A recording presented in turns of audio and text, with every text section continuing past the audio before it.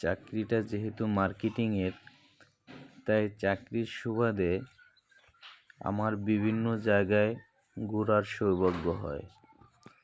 আজকে আসলাম বান্দরবান জেলার লামা উপজেলায়। এটা লামা উপজেলার বল্যারচর নামক বরিশাল পাড়া একটি অঞ্চল। এখানকার পাহাড়ি আঁকাবাঁকা পথের মাঝে রয়েছে পাহাড়ি জিরিপথ। এর পাশে রয়েছে অসংখ্য তামাক গাছ। এই পাহাড়ি জিরিপথগুলো আসলেই খুবই সুন্দর। এটা পাহাড়ের সৌন্দর্য বাড়িয়ে